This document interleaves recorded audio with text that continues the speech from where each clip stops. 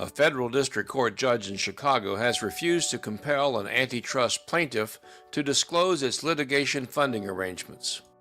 This decision is further support for the argument litigation funding arrangements should be routinely disclosed. In addition, the decision supports the proposition that disclosure of confidential materials to a litigation funder does not waive the attorney-client and/or work product privileges. The decision came in a case concerning interconnects, cooperative platforms set up by cable service providers, which allowed local advertisers to buy ad time across particular designated media markets. Via Media alleged that Comcast acted to eliminate competition for spot advertising on the interconnects in the Chicago and Detroit areas, ordering other cable TV service providers to only sell spot cable ads through Comcast's wholly owned subsidiary, Comcast Spotlight.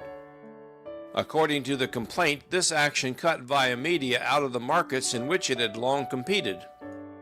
Comcast filed a motion to compel seeking certain documents that Via Media had claimed as privileged. In the motion, Comcast asserted Via Media may have sought funding help from third-party litigation financing firms and may have disclosed confidential documents to those financiers. In addition, Comcast noted Via Media had disclosed some documents to the Justice Department in an effort to prompt government enforcement proceedings. Comcast argued this disclosure waived any privilege in these documents.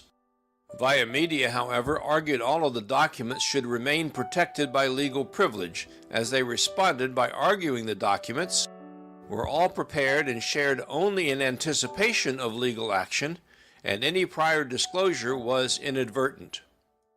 On June 30th, U.S. District Judge Amy J. St. Eve denied Comcast's motion. Although her decision declined to address whether the documents should be protected by attorney-client privilege, she held the documents should remain protected under the work product doctrine, which protects from disclosure certain materials prepared in anticipation of filing a lawsuit.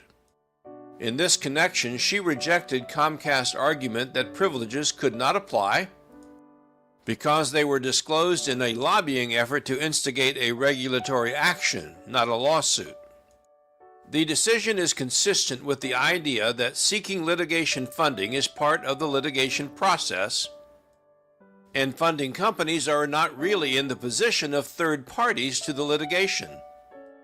Therefore, disclosing information to a funder for the purpose of obtaining funding is akin to sharing information with an expert or consulting a law firm that might be assisting in the representation. In short, the decision is another step in developing the recognition litigation finance is a normal part of the litigation process. If you need help with litigation funding, call or email me today.